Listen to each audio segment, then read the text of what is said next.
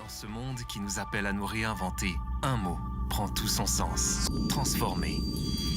Transformer nos façons de penser, de travailler, de produire ou encore de consommer. Au-delà de ces transformations et de toutes celles que nos écosystèmes devront conduire à l'avenir, il nous incombe une autre mission. Générer de la valeur durable en redonnant du sens à nos actions et en partageant une même ambition. Celle de créer, ensemble, un impact positif pour tous. Veuillez accueillir sur scène Aliette Mounier-Lompré, directrice générale d'Orange Business Services.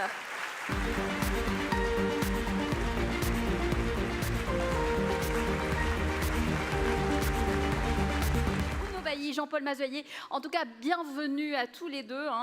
C'est un plaisir de vous avoir sur ce plateau pour venir partager justement votre expérience. Je vais juste commencer très brièvement par une petite présentation. Peut-être pas le Crédit Agricole qu'on connaît tous, mais peut-être quelques mots en revanche pour celles et ceux qui ne connaîtraient pas Merem. Donc Merem, une PME qui vient de fêter ses 40 ans d'existence et dont vous avez repris les rênes, Bruno, il y a quelques temps. Vous êtes spécialisé dans la fabrication de cartes électroniques du plus petit au grand format, 50 collaborateurs répartis sur 3 sites et vous avez l'ambition justement de moderniser fortement l'entreprise et ses outils pour changer d'échelle et répondre aux attentes de vos clients au moment où aujourd'hui, à l'heure où on parle, on voit les besoins justement en matière d'objets d'IoT, ça explose. Et vous avez donc engagé il y a 4 ans un plan de croissance, de transformation et de digitalisation afin de mettre Merem à l'heure de l'industrie 4.0. Donc tout un programme, donc ça va, vous ne chômez pas. Donc peut-être que contient concrètement ce plan d'action. Merci Acha, bonjour à tous et à tous. Donc Merem, on a effectivement entamé une profonde mutation à travers un projet d'usine électronique du futur pour lequel nous avons été lauréats du plan France Relance et du programme Territoire d'innovation sur la Franche-Comté. Ce projet consiste à générer et accompagner cette croissance vers une taille ETI, à contribuer à rapatrier des productions de l'Asie vers la France. Et je dirais surtout à essayer de capter, conserver et accompagner tous les nouveaux projets qui se développent sur le territoire en fabrication. On est rentré dans une dynamique d'investissement massif, alors massif à l'échelle de Merem. Donc on a investi 1,5 million d'euros dans une infrastructure pour multiplier la surface de notre bâtiment par 3. Et on a un plan d'investissement de 3 millions d'euros autour de 5 volets. Un premier, c'est en production, pour nos lignes 4.0, les compléter et les développer. C'est des contrôles 3D sur à toutes les étapes de fabrication des cartes.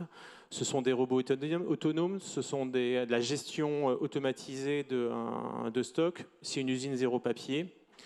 Un second volet autour des systèmes d'information, une architecture informatique totalement revue, et un nouvel ERP en déploiement avec un MES pour la gestion de l'atelier et un PLM pour les cycles de vie de produits. C'est un volet sur les technologies, la 5G, on en parlera tout à l'heure, et les technologies immersives. C'est un volet sur la R&D et les démarches collaboratives. Et enfin, le dernier volet, le cœur du réacteur, le plus gros de la transformation, c'est évidemment un volet RH. Et bien évidemment, OBS vous accompagne dans cette transformation, donc cette digitalisation. Donc peut-être expliquez-nous cette collaboration. Donc, on travaille avec OBS depuis très longtemps, mais depuis 3 ans, on est passé à une étape nettement plus importante. Donc OBS nous a accompagnés dans la revue de l'ensemble de l'architecture informatique en nous mettant à disposition le programme Flexible Engine, qui est plutôt destiné à des sociétés de taille un peu plus importante. Mais au regard de la dynamique du projet et des échanges qu'on avait, ils nous l'ont mis à disposition en partant de la base où était Merem. Donc ça intègre la mise en cloud de tous les serveurs, un VPN dédié, une couche cyber qui est importante et la fibre sur tous nos sites. Ensuite, le deuxième volet, c'est la 5G. Donc Merem va être la première PME industrielle équipée en 5G par Orange. Donc OBS nous a fait l'honneur d'être justement le premier, d'être pionnier. Ça nous a permis de participer à la commission 5G gouvernementale qui a eu lieu l'année dernière. Les antennes devraient arriver en octobre-novembre, donc ça va être vraiment l'accès au haut débit, à la faible latence, au slicing, au edge computing, qui sont nécessaires à notre industrie. Ça va être aussi donc On va tester des usages, puisque ça arrive. Donc on a 10 à 12 usages qui ont été identifiés, qu'on va tester et challenger. Alors à la fois en production avec le computer vision, des machines communicantes équipées d'intelligence artificielle. Ça va être ces fameux AGV, robots autonomes, qui vont faciliter les flux et les déplacements dans l'usine. Ça va être des capteurs qui vont être mis en place pour gérer l'aspect énergétique, faire de la maintenance prédictive et remonter effectivement des données. Ça va être la mise en place d'un hyperviseur qui va gérer l'ensemble des flux avec les équipes, intégré à un jumeau numérique de l'usine et qui nous permettra aussi de remonter des données à contextualiser à destination de MEREM en interne pour augmenter notre efficacité, mais aussi à destination des clients. Et enfin, c'est le volet technologie immersive, réalité augmentée, réalité virtuelle, monde virtuel, holographie. On collabore avec le Laval Virtual devenu Commodal et on a un programme sur le parcours client. C'est comment immerger le client dans l'usine et avec nos équipes de la première rencontre jusqu'à la vie série. Donc il y a un déploiement qui va se faire sur plusieurs années jusqu'à l'holographie. Ça va être la formation des équipes à travers ces technologies, ça va être l'assistance pour la maintenance, ça va être aussi du contrôle qualité sur ligne. Et vos objectifs de croissance, profitabilité, est-ce que la digitalisation est justement un moyen pour y parvenir ? Bonjour à toutes et à tous. Je voudrais commencer simplement en citant, non pas de façon immodeste, mais simplement pour montrer le poids de notre organisation et sa responsabilité, que le Crédit Agricole est aujourd'hui le premier employeur privé en France, le premier financeur de l'économie française et le premier contributeur fiscal et social. Le poids que l'on a, mais également la responsabilité vis-à-vis de tous les acteurs économiques de France, pour justement travailler sur cet équilibre entre la croissance, la responsabilité, le profit et forcément notre responsabilité collective. Alors on a 3 leviers à notre disposition pour faire ça. L'inclusion, l'investissement, l'accompagnement. L'inclusion, ça signifie que le Crédit Agricole, c'est une banque pour tout le monde. On ne choisit pas nos clients.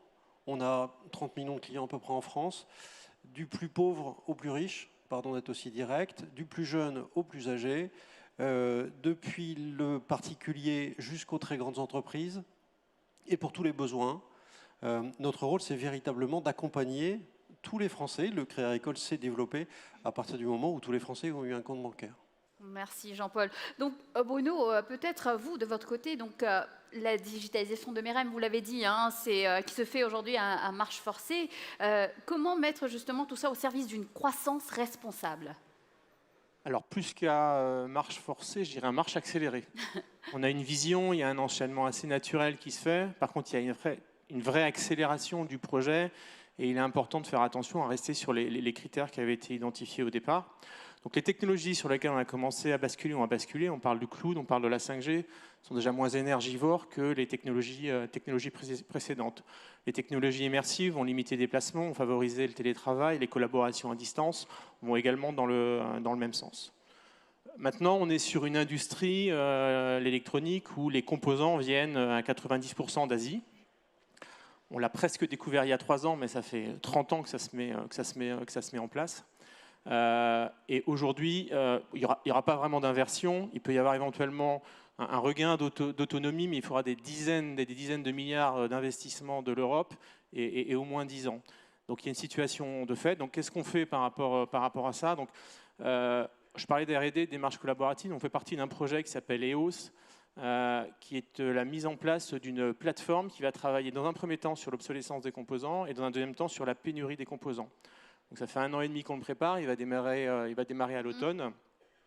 Et il vise à travers un système de calcul, d'analyse de risque, d'identifier l'obsolescence des composants de façon à ce que dès le développement des cartes électroniques ou un redesign des cartes électroniques, on puisse identifier des composants qui vont avoir une durée de vie relativement longue pour éviter de refaire des développements tous les 3 mois. Donc d'ici 3-4 ans, il y aura une première version sur l'obsolescence et derrière, il y aura sur la pénurie. Ensuite, pour conserver l'industrie en France et rapatrier des productions, on travaille autour d'écosystèmes d'innovation. Il a été longtemps reproché à l'industrie française de travailler un peu de façon individuelle. Aujourd'hui, les mentalités changent, il y a aussi d'autres enjeux. Donc, on travaille en système extrêmement ouvert. Et quand on développe un partenariat, on recherche toujours quelle va être la valeur rajoutée réciproque et pas juste dans un sens. C'est comme ça qu'on a travaillé avec OBS en mettant en place le Flexible Engine et puis la 5G. Quelle est la valeur ajoutée pour OBS? Quelle est la valeur ajoutée pour MEREM? C'est pareil sur les technologies immersives. Et là, du coup, chaque interlocuteur participe, je dirais, à l'écriture du scénario et de la stratégie et nous emmène beaucoup plus loin et donc est en capacité d'apporter des solutions à toute l'industrie. Et donc j'invite, alors là, au-delà de MEREM, tous les incubateurs et les porteurs de projets à se rapprocher de leur BE et EMS. Il y a vraiment des capacités à fabriquer en France. Et puis alors à côté du digital, il y a aussi un tas d'actions dans le cadre du RSE. Donc on est en train de travailler sur la mise en place de panneaux photovoltaïques sur l'usine, de peinture pour réduire les températures, de travailler sur le réemploi de bureaux et aussi les capteurs dont on a parlé tout à l'heure pour contrôler l'énergie. Donc c'est vraiment une démarche globale qu'on essaie de mettre en œuvre. Ne pas traiter ce sujet qui est d'actualité en ce moment, la pénurie de main-d'œuvre, de talents, d'attractivité. Et c'est très difficile de recruter en ce moment. Peut-être, Bruno, de votre côté, comment est-ce que vous gérez cela à l'heure où les compétences digitales, justement, sont très demandées? Et on voit ce qui se passe, on voit outre-Atlantique, on voit aux États-Unis la grande, on va dire, démission un peu des jeunes qui partent. Et comment ça se passe? Alors déjà, la transformation digitale et les technologies associées, ce n'est pas une finalité en soi, c'est un outil, c'est un moyen au service d'un projet, des hommes et des enjeux de notre planète. Donc on va l'analyser sous ce regard-là, et ce n'est pas forcément non plus tout digital. À titre d'exemple, on a une soudeuse qui devait partir en retraite et qui a accepté de rester 2 ans de plus pour former ses successeurs. Donc là, ce n'est pas sur du digital, mais c'est sur la formation. Après, dans le projet, on a une ambition de recruter environ 100 personnes dans le contexte que vous avez décrit et à la frontière de la Suisse, qu'on est sur Besançon, où les salaires sont 3-4 fois plus élevés. Donc effectivement, c'est un vrai enjeu. Une fois qu'on a dit ça, quelles sont les solutions et qu'est-ce qu'on peut faire? Comment on peut se mettre en mouvement? Donc par rapport au projet que l'on a, on s'est rapproché des écoles. Alors à la fois en Franche-Comté, mais aussi sur Angers où on a des bureaux et que c'est une capitale de l'électronique, et sur la région, je dirais, Île-de-France. Et essayer d'aller vers les écoles, de faire venir les écoles dans l'usine, de présenter, alors c'est MEREM, c'est le métier, mais c'est aussi toute la filière, et essayer de susciter la curiosité, et puis de s'ouvrir et d'écouter. Parce que tout le temps qu'on intervient, j'ai beaucoup plus à apprendre des questions et des challenges qui vont m'être donnés par les étudiants que ce que moi je vais pouvoir leur apprendre. On va essayer d'ouvrir sur ce qu'on fait, mais à travers les questions, ça va nous permettre de faire de profondes remises en cause et de mettre de la densité dans le projet et de le faire aller vers les équipes. On a commencé à prendre des alternants, c'était la première fois l'année dernière, et on est sur un rythme maintenant de prendre 2 à 3 alternants par an. Et on s'est aperçu qu'avec le digital, en fait, quand nous, enfin je parle de moi en tout cas, on apprend à lire et à écrire sur ces technologies-là, eux savent déjà résoudre des équations à 3 inconnus. Et du coup, ils sont extrêmement contributifs très vite. Et quand on parle de fossé générationnel, moi je dirais plutôt de passerelle générationnelle, parce que j'ai vu des liens extrêmement forts entre des jeunes qui arrivaient, qui s'ouvraient, qui mettaient ce savoir-faire à disposition de plus anciens, qui eux mettaient leur expérience et la vie en entreprise. Et j'ai été vraiment surpris de la valeur ajoutée et de ce que ça crée dans l'entreprise. C'est pour ça qu'on continue à recruter des alternants. Donc c'est un vrai challenge, c'est passionnant, ça occupe plus de 60% de mon temps, et je trouve ça absolument extraordinaire. Aliette, je vous laisse faire une réaction rapide, on a moins de 20 secondes. Alors en 20 secondes pour conclure, j'espère que cette table ronde vous a montré que voilà, on a quand même, on partage ces enjeux autour de cette transformation numérique, du fait que on voit que nos entreprises finalement ont une responsabilité immense pour l'avenir. Il y a énormément d'initiatives qui foisonnent autour des enjeux du Green IT, de l'inclusion numérique, du développement des compétences. Moi, je peux vous dire qu'il n'y a plus un seul rendez-vous avec des clients et des partenaires aujourd'hui sans parler de ces sujets-là. Et ça me rend finalement très optimiste pour l'avenir. Merci, merci Aliette, merci à tous les trois. Bruno Bailly, Jean-Paul Mazoyer, merci beaucoup pour votre témoignage. Merci.